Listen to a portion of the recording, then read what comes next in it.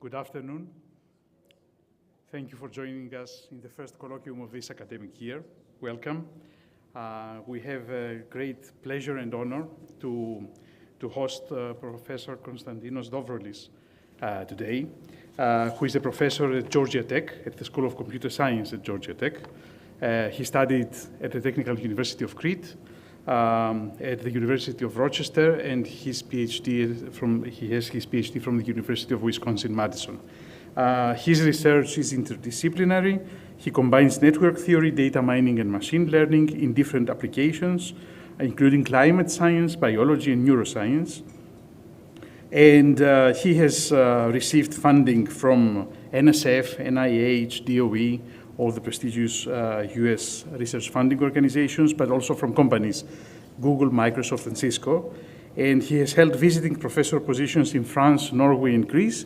And this year, he spent, being in sabbatical, he spent in Cyprus at two research centers of the Science and the Chios Research Center.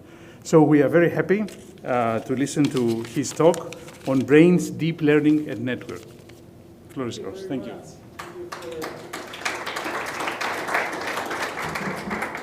So thank you very much. It's great to be here. I spent already 1 year in Cyprus since last August of 2021, and I love the island, I love the people, so I'm very glad I'm here. I prepared this talk for a general audience, so even if you don't have any particular background on computer science or any of the other topics up there, that's fine. Hopefully, most of the ideas will be quite clear. I kept all the technical details and the math out of the talk. So what's happening, my main point is that what is happening in the last few years is that we have the convergence of three different disciplines. There is machine learning and in particular artificial neural networks, which is deep learning basically. Neuroscience, which is the study of the brain, and network science, which you can think about it as applied graph theory.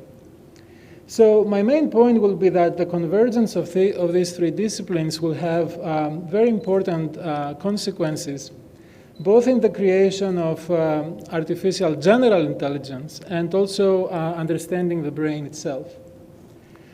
So I will structure this presentation in the following way. First, I'm going to give you some background about each of these three disciplines. That will take maybe 15 minutes. And then we will do two different directions. The first direction will be going from neuroscience to machine learning, how you can transfer some ideas about neuroplasticity, brain structure, into the design of artificial neural nets. And the second direction will be how you go in the opposite direction from network science and machine learning to understanding something about the brain, in particular multisensory integration. So let's start with some background about each of these disciplines. Neuroscience, of course, you all know that the brain can be thought of as a network of neurons, right? At least in some level of abstraction. But it's a very complicated network. It's huge, and the structure of the network is highly irregular. So even though we know a little bit about how individual neurons work, we cannot really extrapolate from the single neuron to the millions of neurons and be able to understand what properties will emerge as you go from the single neuron to the population of neurons. If we take a step back and we think like engineers, if I would give you an integrated circuit like this, and I would say, can you figure out what this thing is, what is the function of this circuit? It would be really hard, right? You would have to play with inputs and figure out the outputs, and maybe in 100 years you would figure out what it does. But if I would actually give you the circuit diagram of this chip, you would actually have a much easier job. You now have to just decode what the circuit is doing. So neuroscientists in the last, I would say, 10, 20 years, they have been trying to do the same thing but for the brain. They try to figure out what is the underlying circuit diagram, but for the brain. And they had some partial success so far for simple organisms, like this microscopic worm, which is called C. elegans. They actually know the complete circuit diagram. It's about 400 neurons and a small number of like a few thousands of synapses. And we know exactly how the neurons are interconnected with each other. So we can actually understand quite a few things about how this organism thinks, quote unquote, right? For more complex organisms, such as the mouse, we cannot, of course, have a diagram at the level of neurons.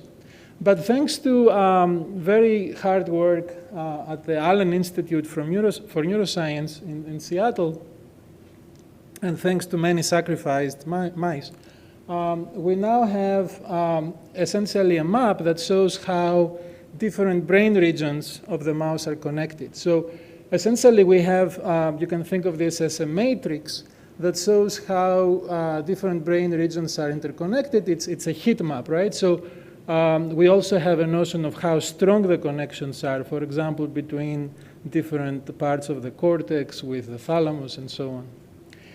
Now, for the human brain, we cannot do anything intrusive, obviously, so we rely on neuroimaging. In particular, there is a very interesting technology called diffusion MRI, and that can allow us to see essentially the fibers that connect different brain regions, right? So in a non-intrusive way. So we have a rough idea about how the human brain is actually interconnected. Now, that is what's mostly happening in neuroscience, at least for our interests. And let's see a little bit about what's happening in machine learning these days. I'm sure you have heard about deep learning. Deep learning, you can think of it as a special type of machine learning, which is a special, it's kind of a subset of the research in artificial intelligence. So deep learning, of course, has really changed the landscape in the AI area, both in science and technology. And it is something that started a long time ago, actually. Even at the beginning of computer science back in the early 40s, neuroscientists and applied mathematicians were trying to come up with mathematical models of what a neuron actually does. And that led to a long path of discoveries until we actually have deep neural nets today. But what is important here for my, at least, talk is that this path has benefited quite a bit from neuroscience. There are several ideas in artificial neural networks that actually originated from ideas in neuroscience. For example, the deep learning networks we use today, they have been highly influenced by the hierarchical organization of the visual system, and there are several other actually such influences. So let me talk a little bit, for those of you that are not from this area, about how these artificial neural nets work. First of all, what is an artificial neuron? Sometimes we refer to it as a unit, right? A unit is a neuron. If it has, for instance, just 4 inputs, right? So these are the inputs. And for each input, there is a weight. The weight is an adjustable parameter. These are actually the parameters that we try to learn. And then the neuron itself is computing this weighted sum of the inputs. And then it passes that sum through a nonlinear function. It may be as simple as this, it's called the rectified linear unit. And it produces the output, which is referred to as activation. So it's a very simple mathematical function, but importantly, it's a nonlinear mathematical function. Now, how do you actually go from this very simple function to very interesting, all of those interesting things that deep learning can do? Of course, I will only describe the high-level idea here, but hopefully it will be clear. Suppose that I give you pictures of dogs and cats, and you just need to figure out how to separate, the picture of dogs from the pictures of cats. Now, if you work at the initial layer with the raw pixels, right, you have a pixel, you have a hidden unit, a unit for each pixel, it would be really hard to actually figure out, which are the dogs and which are the cats. And here you can think about the space of all the dog pictures as this blue space, and the space of all the cat pictures as the red space. So what you try to do in a neural network is you try to have these successive nonlinear transformations, where going from the first layer to the second layer, you're transforming these images from this space to something that we call a latent space, in which the cats and the dogs are more clearly separated, right? And then you may need to do that not just once, but you may need to do that several times, several layers, until you can actually reach the point where the dogs and the cats are in very, very different spaces where you can separate them very easily. Now, the important thing is that these nonlinear functions are not designed by hand. I don't have to sit there and think, how to design these functions. They are functions that basically they are learned from examples, from data. So if I give you thousands or millions of pictures of cats and dogs, and I tell you which are the cats, which are the dogs, you can figure out what sequence of functions you should use. Now, when you see an artificial neural network, I would like you to think about 4 different things, right? There is the architecture, which is essentially the graph that represents all of these units and the connections between them. And you can notice here that these connections are quite dense, right? Which is a characteristic of deep learning today. You have the training data, which are all of these examples that I give you, mapping specific inputs to specific outputs. There is a learning algorithm, which is how you actually use the examples to learn those parameters, those weights. You may have heard about backpropagation or stochastic gradient descent, right? That's the algorithm that most people use. And there is always an objective function, sometimes referred to as the loss function, which is really what you try to optimize in the process of figuring out the right weights. So, for instance, the objective in this case may be that I want the network to correctly classify pictures of American presidents to their names. All right, so now that we have an idea about deep learning, let's also take a look at the third discipline, network science. So network science, again, you can think about it as applied graph theory. It's basically the study of complex systems using graph models. And the key question here is, how does the structure of the graph, of this architecture of the network, affect any dynamic processes that are taking place on the network? For example, if I give you these networks here, suppose that they are social networks, right, representing people and the relationships they have together. As you can see, just visually, they're very different networks, right? This one doesn't have any particular structure. This one has modules or communities, and this one is actually hierarchically modular. There are small modules embedded in larger modules and so on. So if I give you such networks, I can ask questions such as, in which of these networks would a virus, for instance, spread faster? Right? That's a dynamic process that is taking place on the network. Or if they are neural networks, I can ask you, which of these networks would be capable of learning a larger number of tasks without interference across the tasks? So, in particular, we are very interested in our research in something called adaptive networks.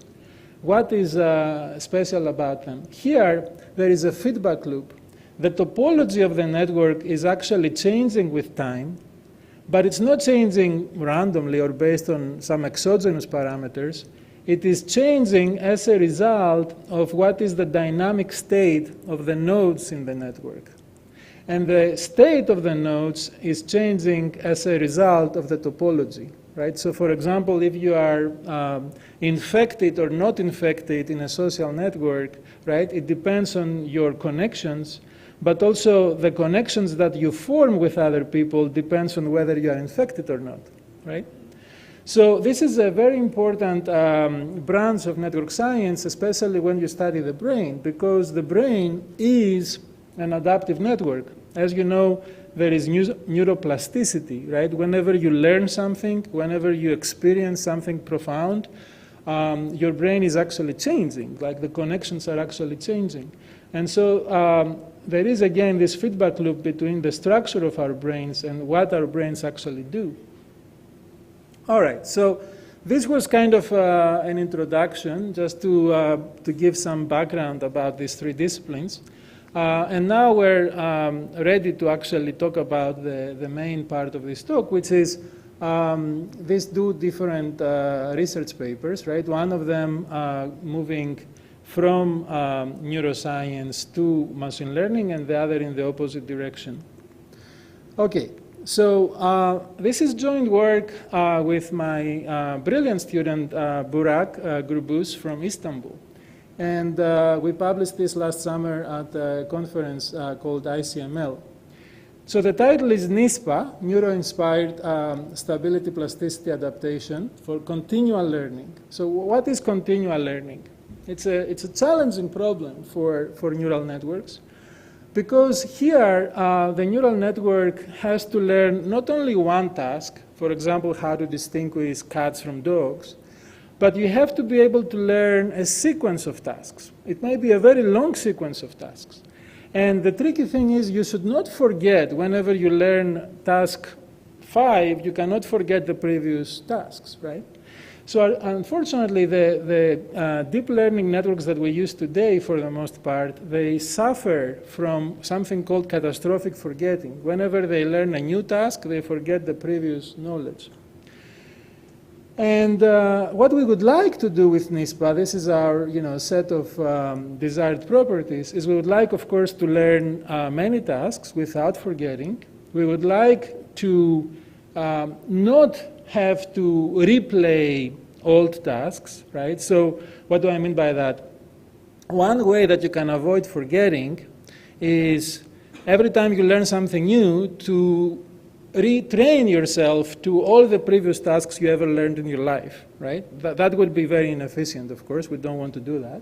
That's what I mean by no replay. And we want to have a network that is of fixed size, right? We don't want a network that will have to grow in size every time we learn a new task.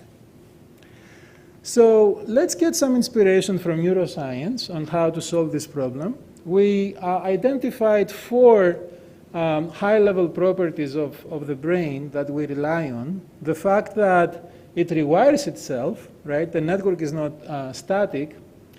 The fact that it has selective plasticity, so the brain knows somehow which synapses to keep stable and which synapses to change over time.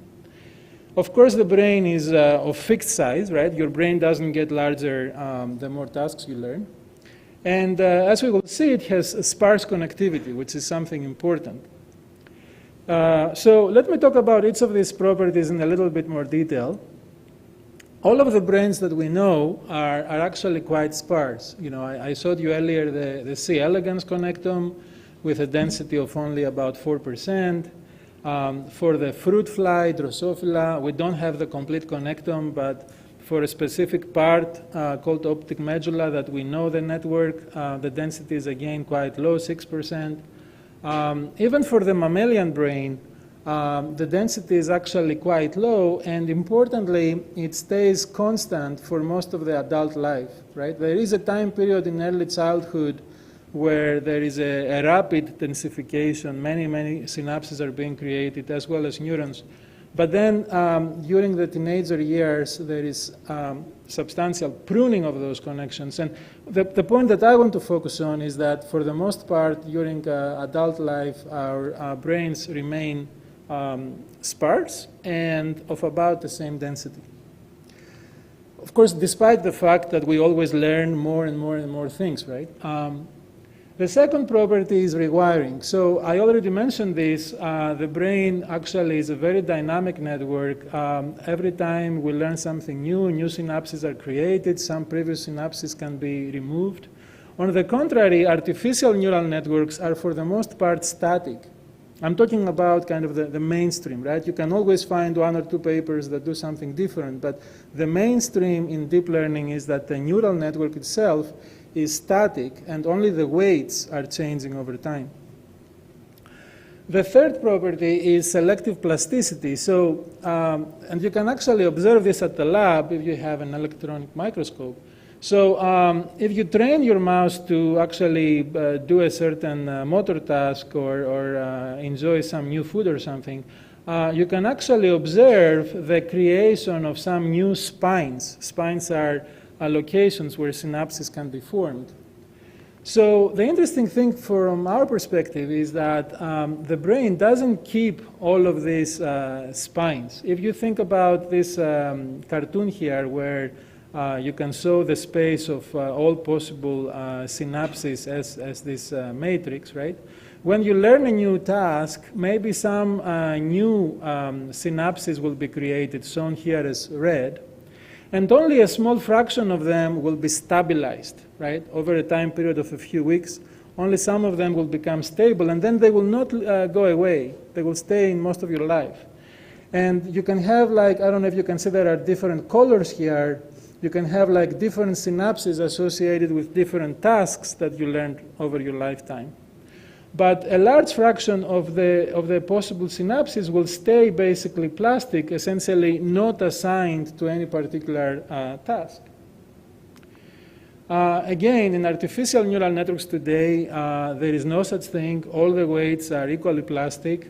The exception is there is this class of continual learning methods called regularization methods. And in those methods, what you try to do is to identify some weights, some parameters that are more important for a specific task, and keep those, avoid basically changing those parameters. And last, of course, the human brain, especially the human cortex, which is what is shown here, does not really change in size during adult life. The way to read these plots is that the gray matter is really related to the number of neurons that you have in your cortex, and the white matter is the number of connections, is related to the number of connections. So during adult life, which is this part and this part, the two colors represent the two genders. So during adult life, actually, there is a small decline in the number of neurons and the number of connections. So my point is you are not learning new tasks by gradually having a bigger brain, right? There is some limited neurogenesis, but it's not really the primary way of learning. On the contrary, again, if you see what's happening in the research of deep learning, there are some papers that actually propose to keep learning new tasks by expanding your network, right? So you make your network larger and larger as you learn new tasks. You create these additional units and these additional connections. So now that we know what we're trying to imitate from the brain, right, these four properties, we design NISPA based on these properties. Specifically, we will have a sparse topology for our network that has fixed density. We will be doing rewiring, right? The connections will be changing as we learn different things.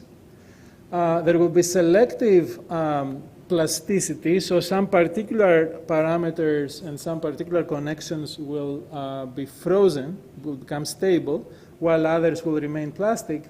And of course, we will not allow our network to grow. So let me describe NISPA in a bit more detail. It consists of three types of units or neurons. There are the plastic units, right, the gray ones that are essentially plastic so that we can keep learning future tasks. There are the blue ones, the stable, which essentially are frozen and they preserve things that you previously learned. And there is an intermediate state, the yellow, or I guess orange here, that is basically, the way to understand that is through this diagram. When a plastic unit is actually highly active when you are learning a certain task, the first thing that happens is that it transitions to be a candidate stable unit. Now, it may not stay there because the activation may drop later when you learn that task better and better and better. But if at the end of the training for that task, if that unit actually is still in this state, then it gets promoted, right, to stable. Now, let me talk a little bit about 2 or 3 algorithmic parts of NISPA. The first algorithmic question is, how do you select your candidate stable units, right? The units that you want to preserve. So when you are learning a task, what you do is you try to identify the units that have higher activation. Remember what activation is? The output of that nonlinear function, right? So the color code here represents the activation level. Those neurons that are more active, right, when you are learning that task, they are basically going to be candidate stable units.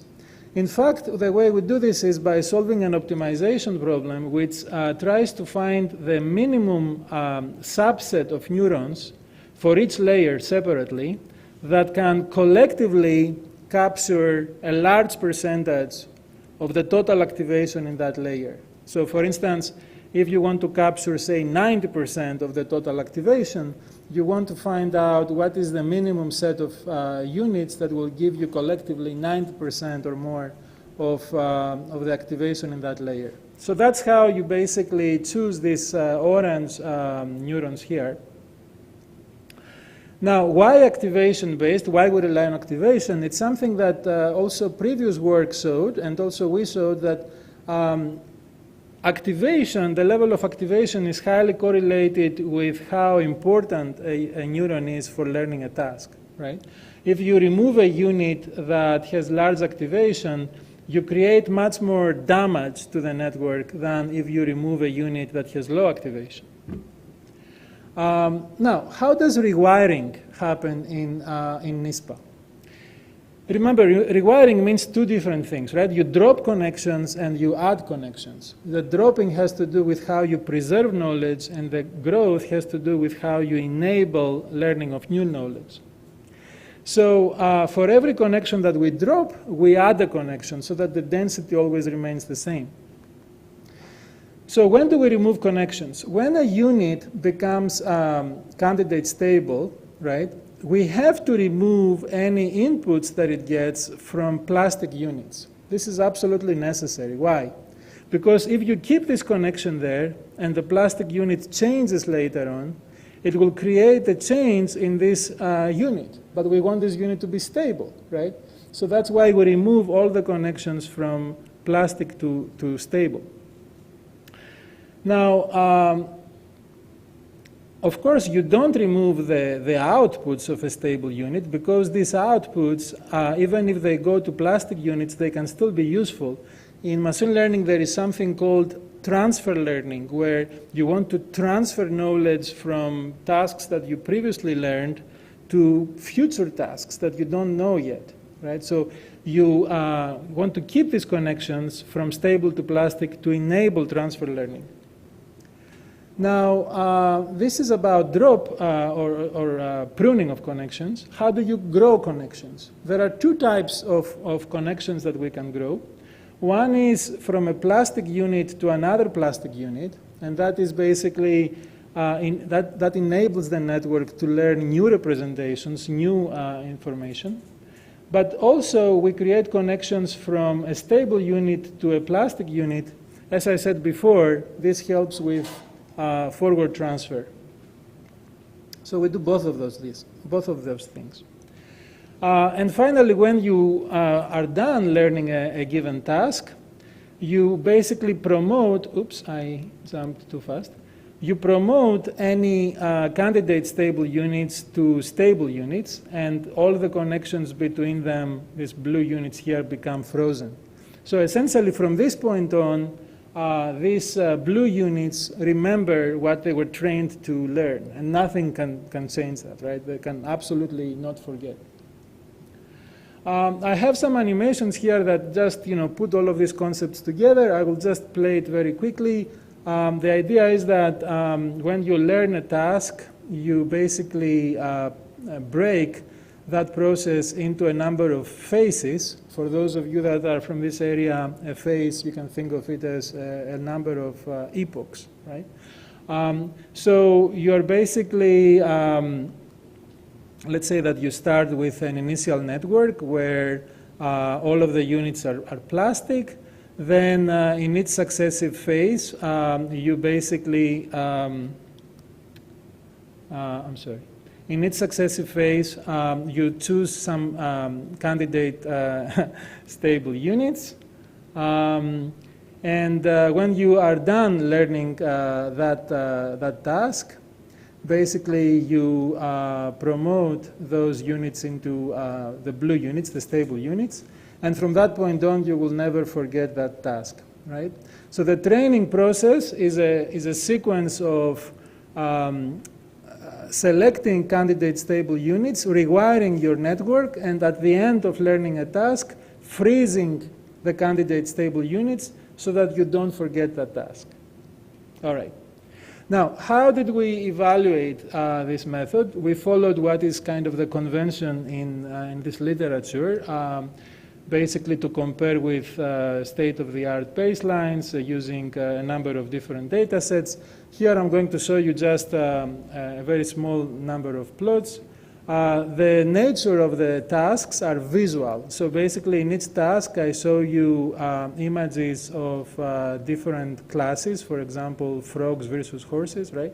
And the network has to be able to separate the two classes without actually forgetting any of the previous tasks. Now, we compare NISPA with these different baselines. All of them are state-of-the-art methods. To make the long story short, what we observed is that NISPA, which is actually this blue line over here, the other lines are the competing baselines, NISPA consistently outperforms all the other methods with actually an order of magnitude less parameters, right? So that's also important. Talking about limitations of NISPA, when we compare it actually with an upper bound, which is the single task learner, right? A single task learner is something that doesn't have to do continual learning. It only knows how to do one thing, right? So this is the upper bound that you see here. And the blue line is NISPA.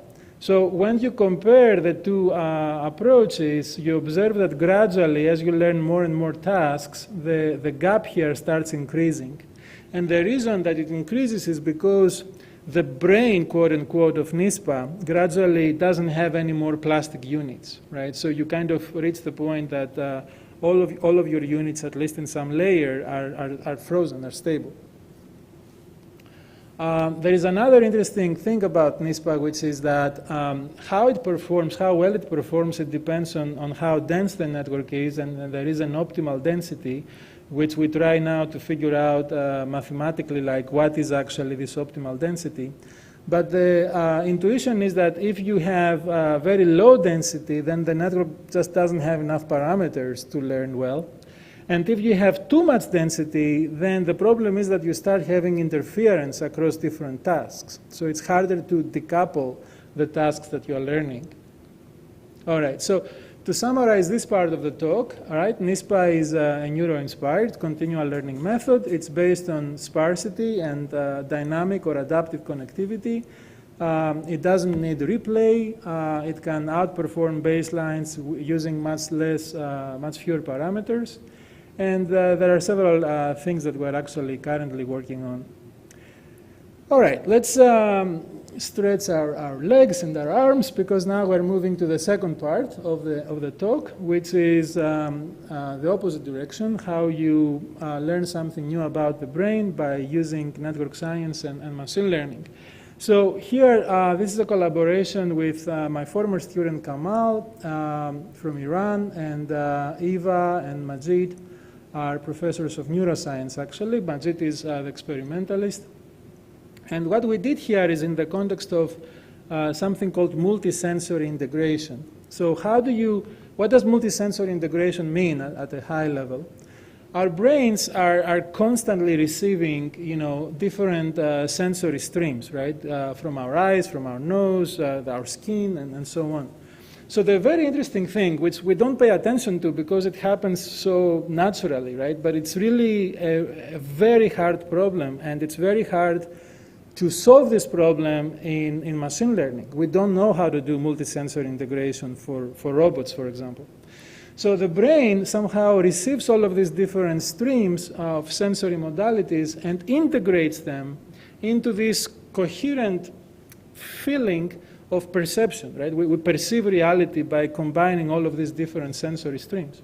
How does that actually happen? So we go back to the mouse. I showed you this wiring diagram earlier, how the different brain regions are connected. So we will use this map to try to understand multisensory integration. Which are the high-level questions we're asking? So again, there are different sensory modalities, right? You can think of them as the sources of sensory information. So each of these modalities creates an activation cascade in the brain. If you stimulate the eyes with an LED, there is a succession of brain regions that get active. If you stimulate the nose, something else happens. So what is the sequence of brain regions that get activated with each of these sensory modalities? Which are the regions that actually integrate all of this information? And more generally, being engineers, what is the architecture here of multisensory integration? If I want to do the same thing for a robot, what kind of block diagram or logic diagram would I think of? So here we use a model from network science that is called Asynchronous linear threshold model. It's a very simple model. It's probably the only equation that I saw in the whole talk. The idea is that each node, think of it a brain region, can be either active, 1, or inactive, 0, right? And whether you are active or inactive depends on your neighbors. In more detail, it depends on your active neighbors, right? So if you are I and you have two active neighbors, K and J, then you may get activated if the sum of the activation that you receive from your neighbors, your active neighbors, is greater than this threshold theta. Theta is the only parameter of the model, by the way. And there are also these delays here of the links. Essentially, the connections have a delay, and the connections have a strength, right? So the first number is the delay, the second is the strength. So that's the model. Let me just illustrate how it works with a very simple brain that only has 5 regions. Suppose that we stimulate somehow this node, and we make it active through external stimulation. The question is, which other nodes will get active in this example? So if theta is 0.9, right? Then, as you can see by looking at what happens here, the first node that will become active is N2, 2 time units after N1. Then we will have the activation of N4, then of N5, and finally at time 7, we will have the activation of node N3. So in this case, this cascade covers all of the network. And what you get is a directed acyclic graph, right? This thing here, it's a directed acyclic graph that shows you how this activation that started from N1 propagated in the rest of the brain, of the network. So we apply this model for every sensory modality, for every source of sensory information. For example, this one here is the primary visual cortex. It's where the visual information enters the cortex, right? And there are other sources. This is the list of all the 10 different sources that we used. And for each of them, you get this kind of directed acyclic graph, right? This example is for the visual cascade, right? Information starts in the primary visual cortex, and then it propagates the brain in this particular way. So we have these cascades. Okay, what do we do with them? Well, first of all, we need to know whether they are any close to reality, right? I mean, is our model a good model? So this is where we use the data from Majid Mohajerani's lab. What Majid is doing they're using a technology called high-frequency voltage-sensitive dye imaging, which is basically giving you movies like this, right, of what's happening in the brain, in the cortex.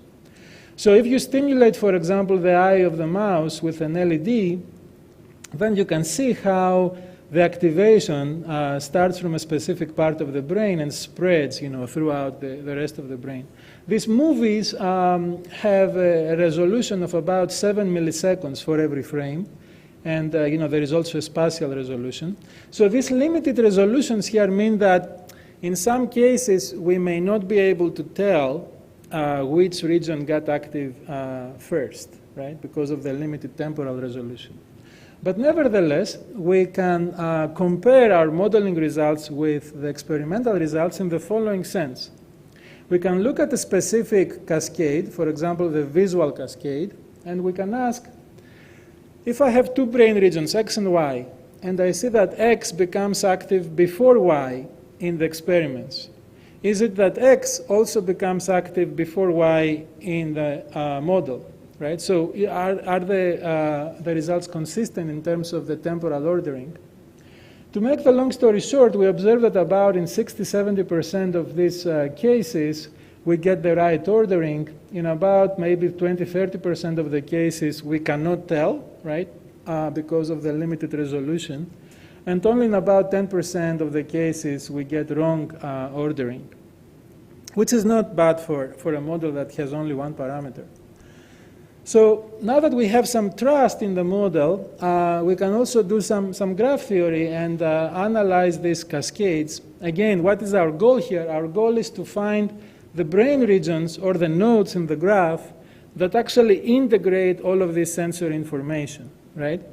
So how do we do that? First of all, you can define something called path centrality, which is the number of paths from the sources to the targets that traverse its node, right? So this gives you a sense of how important its node is, how central it is in transferring information in the brain.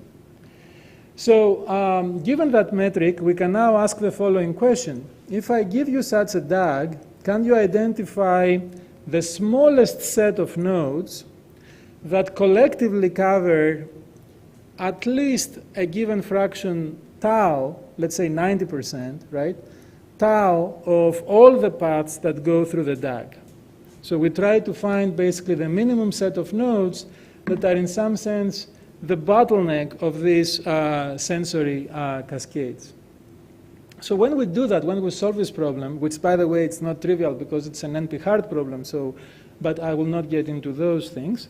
So when we solve that problem approximately, we find that actually there's something interesting is happening here. A small number of brain regions, maybe only 9 of them, they are enough to cover 90% of all of these activation paths, right? And these 9 regions actually account for only 15% of the volume, of the cortical volume. And when you look at these regions, I'm not expecting to remember all of these names, but I want you to pay attention to the first one called claustrum, which accounts for actually a quarter of these activation paths. So let's talk a little bit about the claustrum. For a long time, it was considered a mystery for neuroscientists because it's very small and it's very well connected and it's not clear what it actually does. The late Francis Crick, one of the people that discovered the structure of DNA, he was also working later in his life on trying to figure out consciousness and the brain. So he had this interesting analogy that the claustrum may be like the conductor in an orchestra, right, that controls essentially the flow of neural information in the brain. A very interesting accidental medical discovery happened a few years ago. This is kind of interesting. There was a woman with severe epilepsy, and the neurologist was doing surgery to figure out basically which part of the brain to remove to treat the epilepsy. And he was probing with an electrical stimulation. He was probing different parts of the brain close to where the epilepsy was coming from.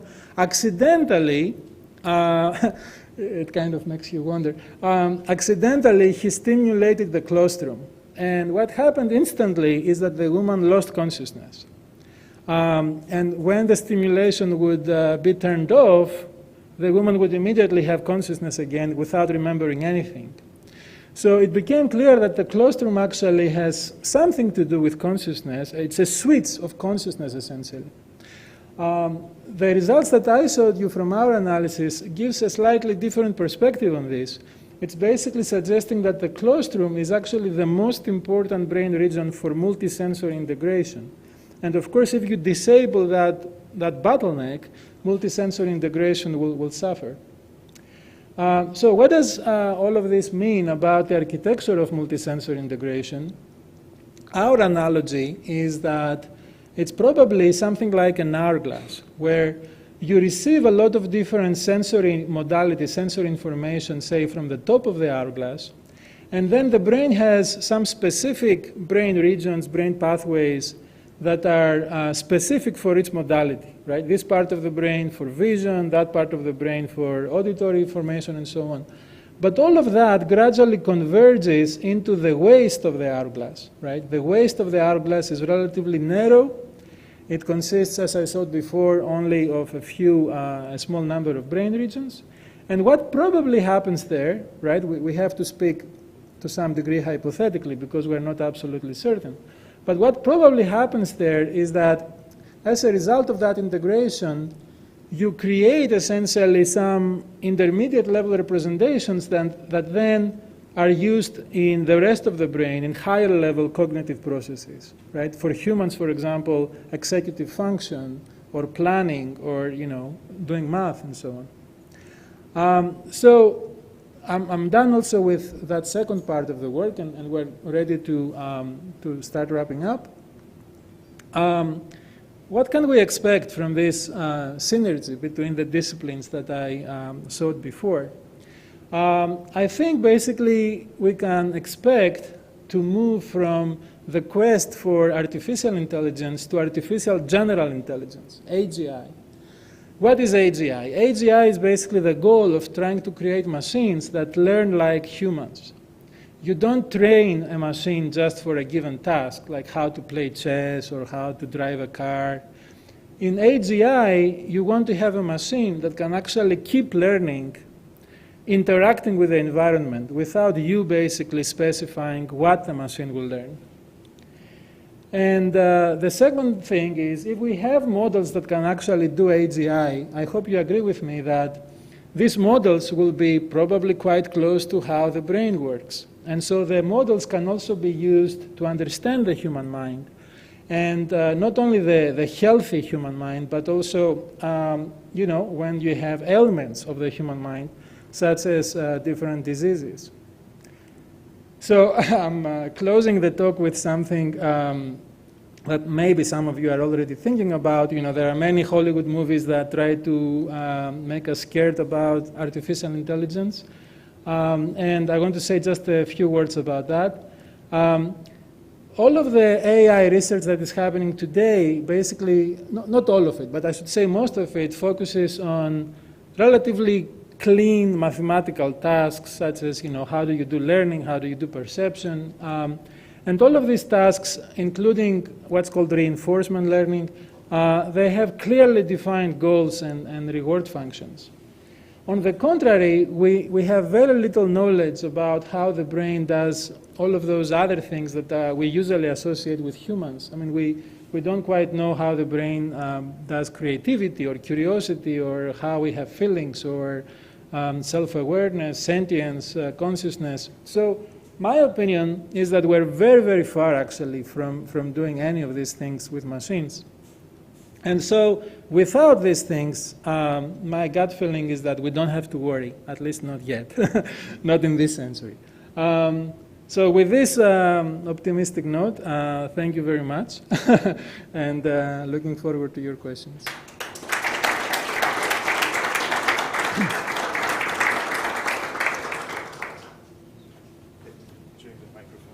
Thank you. Thanks very much.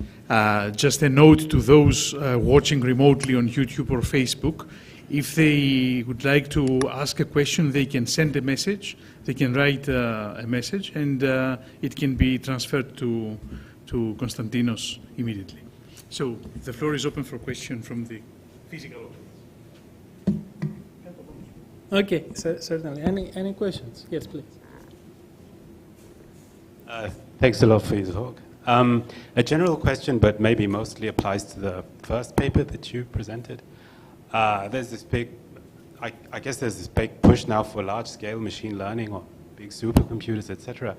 So do you take any, when you design these neural networks or the different architectures, do you take into consideration any aspects that might be more amenable to parallelization, or do you use any such, I can imagine that some compromises might be, easier to parallelize rather than others?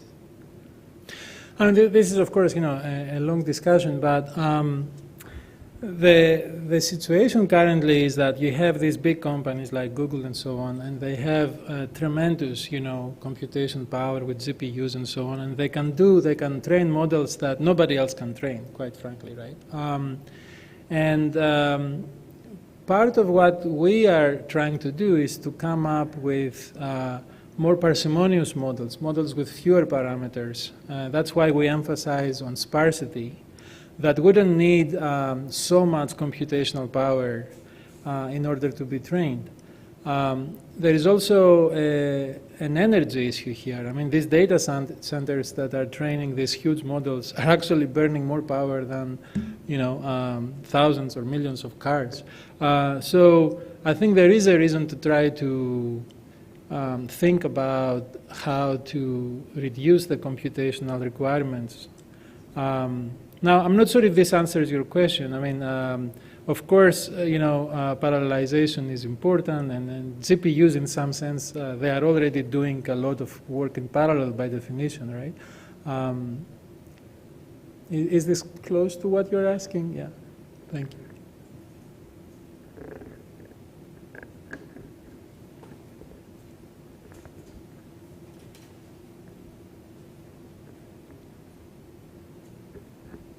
Thank you very much for this very stimulating talk.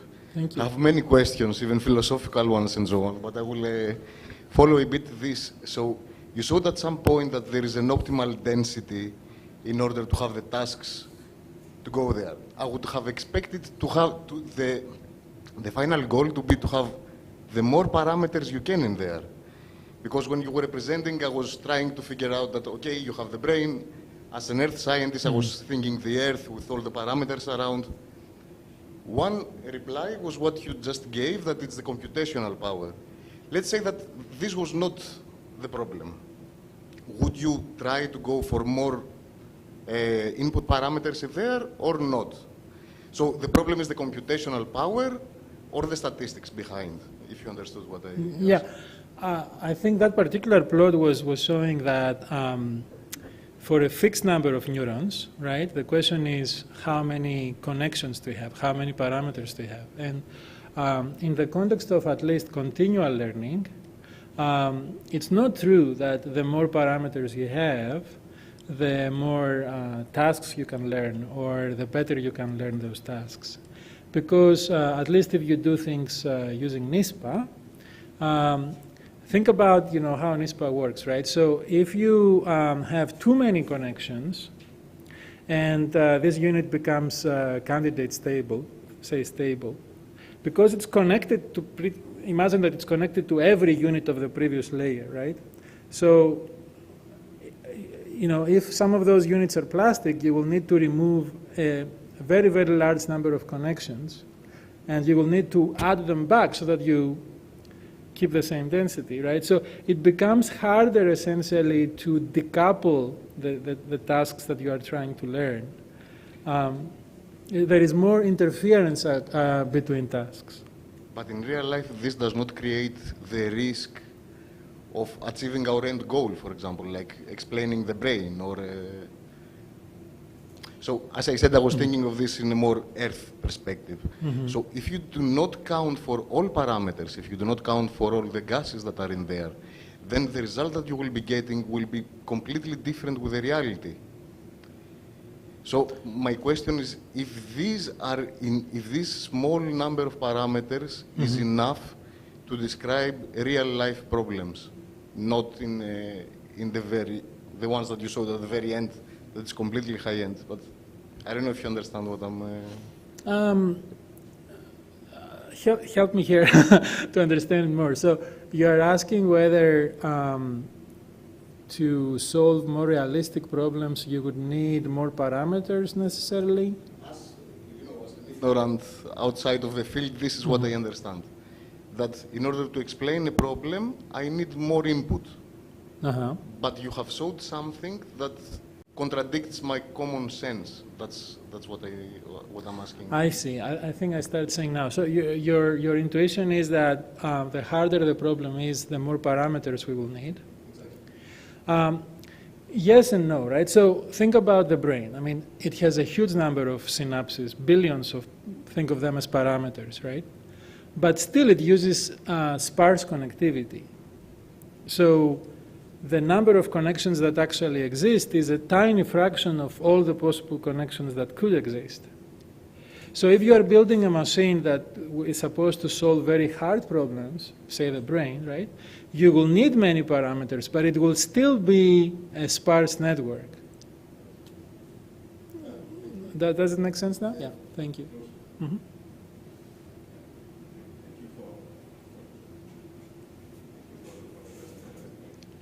Working? Okay. I have two questions. One is specific and one is general. How would NISPA react to quite different tasks? Because I saw that you are using a set of similar tasks. Yeah. But if you are using pictures and recordings and audio, right. That's a very interesting. It's a matter then I think of size and structure of the network. Right. The general one is about the way things are going to change with neuromorphic architecture. So if we are starting wiring the neural networks into hardware, how the game is going to change in terms of AGI. Right. So the first question, very good question. It's true that if you are learning very different tasks, it's harder to do this thing called forward transfer, which I mentioned before, right? Because the tasks are so different, the knowledge that you learn from task 1 has nothing to do with task 2, right? Yeah, and so what we observe in those cases when the tasks become more different is that you run out of plastic units faster. If the tasks are very, very similar, you can keep learning more tasks and the plastic units diminish at a lower pace. So I think that's kind of the answer to your first question. The second question about neuromorphic hardware, just to, I'm not sure if everybody knows the concept. In this area, neuromorphic hardware is usually associated with spiking neural networks, right? Neurons that actually perform like the actual brain neurons. They create action potentials and spikes, right? And there is even dedicated hardware today. I mean, Intel is building, they already built a chip to do that. There are many other research chips out there.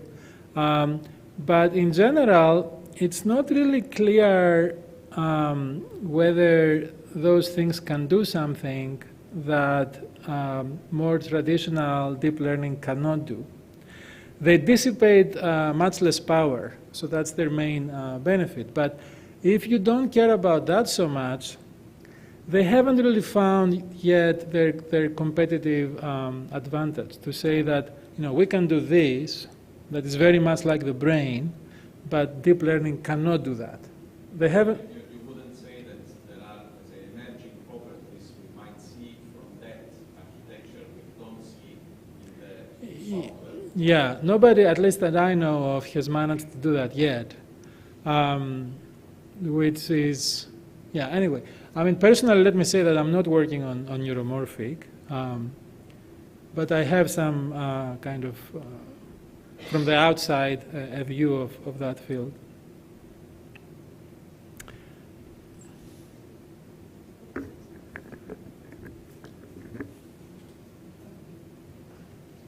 Thank you for the positive talk.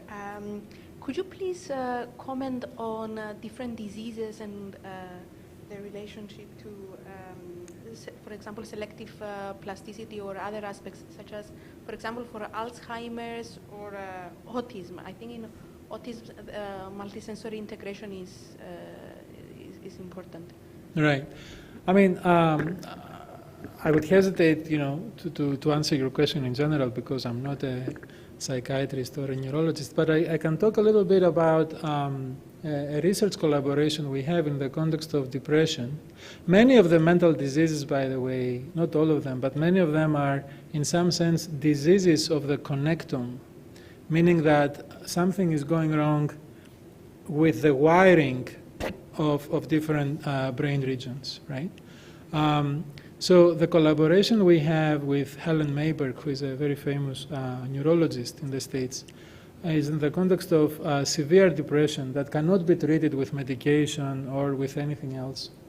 And so they developed an experimental approach of actually doing surgery and implanting an electrode or some electrodes in some specific parts of the brain that really essentially control how information goes back and forth between the limbic system, which is all our emotions and fears, and our frontal brain, the part of the neocortex that is more about our logic. And so for them, it's really important to know where to put these electrodes, right? And for every person, it's different. So our goal in that research is, if we get this diffusion MRI, essentially think of them as pictures, right, of how the connectivity is for that patient's brain, to analyze those that network and figure out exactly which particular connections appear to be most different than the healthy controls, and where the electrodes should actually go. But that's only for depression. There is schizophrenia is also very much a disease of the connectome. And if you are interested about this stuff, maybe I can tell you later about, there is an excellent book, very recent book, that it's all about mental disease from the perspective of essentially what goes wrong in the connections, right? So. Sorry.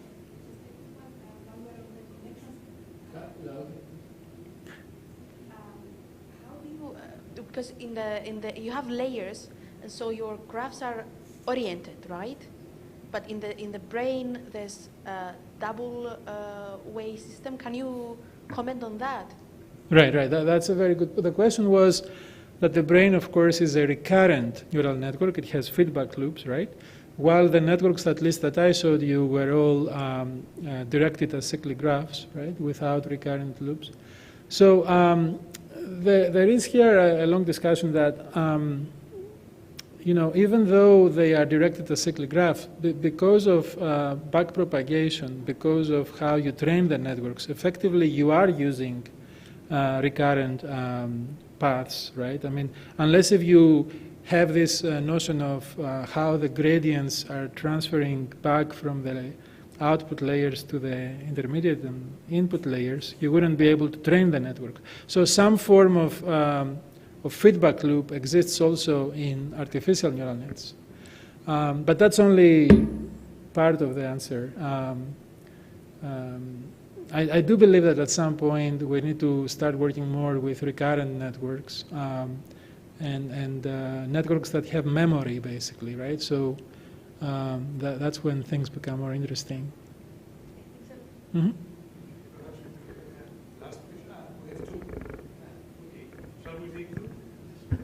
I'll be very quick. Okay, my one is very, very simple. So thank you very much.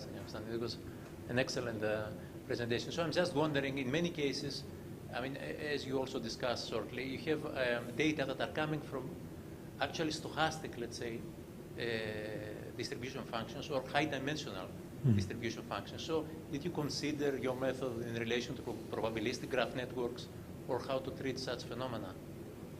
Yeah, in the machine learning literature, unfortunately, people do not really, ask. They don't even ask these questions. So, but then there are efforts today to try to bring together deep learning with more probabilistic graphical models and Bayesian networks and things of that nature. So how to do this, how to speak these two languages together, how to merge them, it's not very clear. But I think it's a very interesting research area, because unless if you manage to do that, I mean, deep learning will never actually manage to, first of all, prove anything, right? I mean, or say something with more statistical rigor. Most of the literature in machine learning today, or deep learning today, as you probably know, is very much empirical. Basically, we train the network, and we see how it works. And this is a follow-up, a little bit more technical. So can I see the density that we described in the first part? This is stochastic variable. For this particular method that we have, it's not stochastic because it stays constant. I mean, we make it that way. Right. So maybe, I mean, the thing that I would daydream of is to somehow, instead of deriving what the optimal density is for a sequence of tasks, if you had some kind of self-organized system where it would gradually try to figure out itself, like what density it needs, right? And in that case, stochastics would be important, but I really don't know how to do that, yeah? A very interesting idea. Yep. So thanks a lot for the talk. Thank you. I mean, I have a technical question on the relationship of the networks that you have shown, for example, with dropout and regularization in a way, but I think that's not as interesting as the other question I have, which is, recently we've seen some models being released from stable AI and so on that have been trained on something like 5 billion images and captions. And this is the first time that I have seen where AIs, let's say, because they are called that way, can actually synthesize concepts, right? So in the past, we could provide the shape and ask for the structure, for the style, let's say, or provide some guidelines and let the network fill in the details, the missing blanks, sort of an imputation problem. But now we're seeing things that are, people cannot claim their derivative anymore. So, in the past, I was also always thinking that creativity and these kind of human functions are far away from, training a network that's just weights, right? And a network that can communicate whatever the network thinks about, therefore no embodiment problem. So, it's a quite different thing. But it's getting me now to start reconsidering my thoughts, because I can see concepts being described by text prompts and the results being indistinguishable, like from an artist doing the same work, for example, which opens, I think, a lot of gateways for other scientific applications also, and other applications that have a lot of high impact. So my question is, do you think that we can reach this stage by actually increasing the number of data that, efficient and principled models are able to see? So if you could get a network to see enough samples as a human being could see in 20 years of their life, would that lead us somewhere where we could say that a machine is creative? And if it did, how would we evaluate that, right? Because that's also a big question. Yeah. Thank you. These are very interesting thoughts, and I don't have, anything objective to say. It's just my opinion. And we were talking about that earlier, about that Google system that some people were claiming that it's actually sentient, right? And I was also reading a couple of days ago about an art competition where the first prize went to a deep learning system. I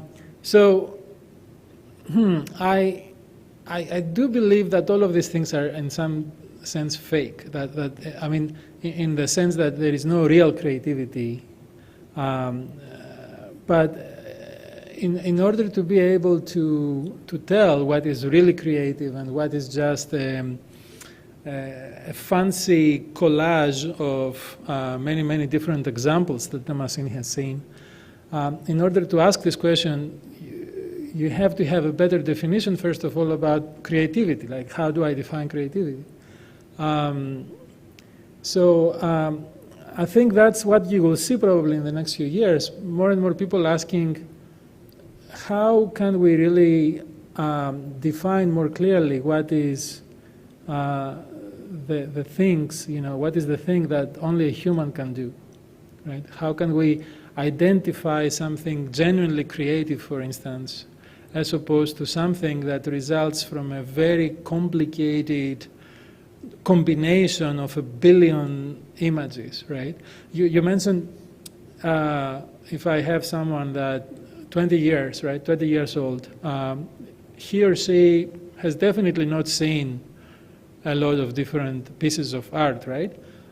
Maybe that artist has not seen anything.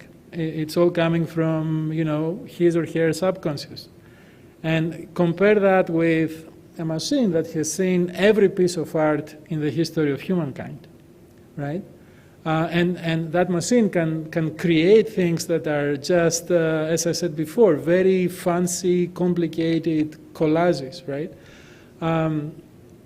I think, at least that's my opinion, that we should be able to identify what is truly creative from what the machine can produce.